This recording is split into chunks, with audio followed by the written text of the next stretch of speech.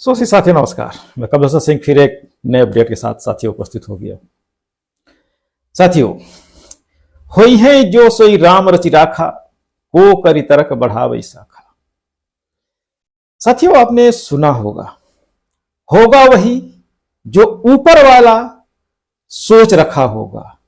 साथियों, मैं उस ऊपर वाले की बात नहीं कर रहा, मैं आपके ऊपर वाले की बात कर रहा हूं, यानी शासन और प्रशासन। साथियों, आपने पेपर में छपी हुई या ऑनलाइन मीडिया में छपी हुई खबर आपने सुना होगा। मैं भी आपको दिखाना चाहूंगा। आप देखिए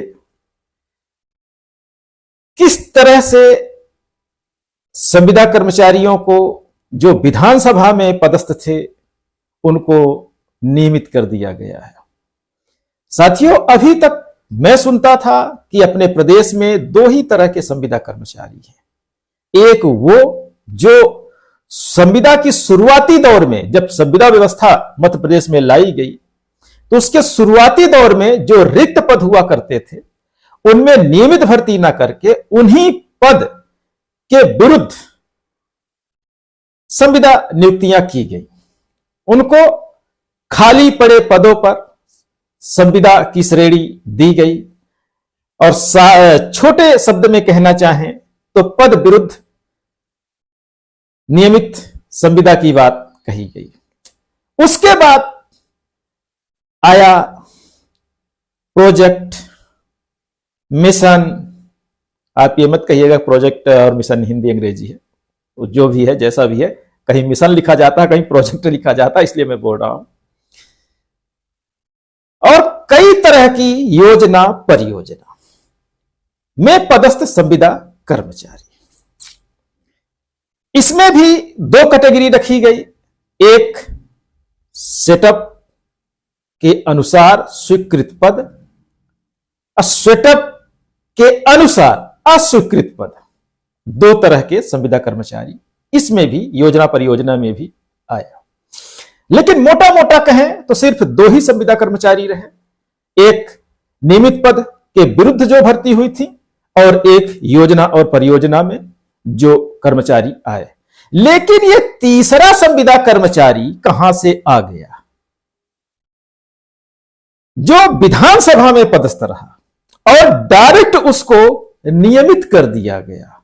जहां तक मेरी संभावना है, आप तो एग्जाम फाइट करके आए हैं, उनका शायद एग्जाम भी नहीं हुआ होगा, क्योंकि विधानसभा में मंत्री परिषद के जो कार्यालय होते हैं उनमें जो कर्मचारी रखे जाते हैं उनकी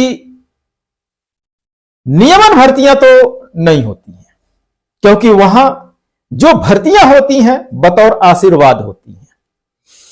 और ऐसे आशीर्वाद वाले पदों को शासन के द्वारा नियमित कर दिया गया।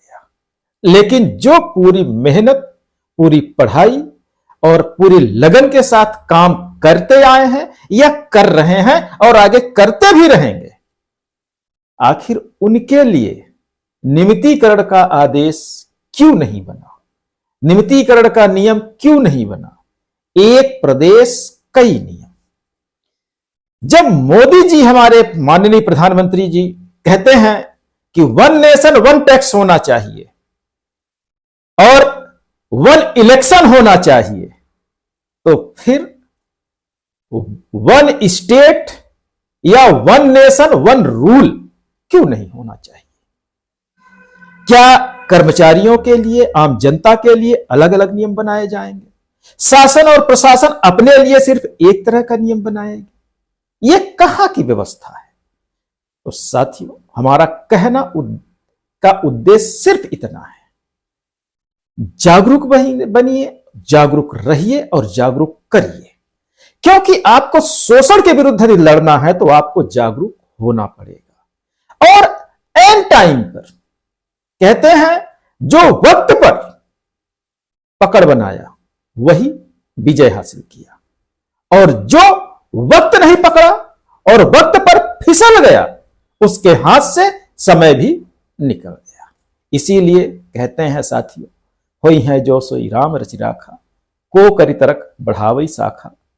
तो हम और आप और अन्य लोग बस आपस में करते रहेंगे, व्हाट्सएप की यूनिवर्सिटी खोल के रखेंगे और जितना करेंगे वो सब दिख रहा है और दिखता रहेगा। साथियों, आप भी अपने लिए निकलिए, किसी के भरोसे मत बैठिए। डेट पर डेट मिलती रहेगी और समय जाता रहेगा। अगला अपडेट हम और आपको बताने वाले हैं बहुत जल्द। बने रहिए हमारे साथ कि किस तरह से संविदा कर्मचारी का जीवन खत्म हो गया। साथियों, बहुत बहुत धन्यवाद और नमस्कार।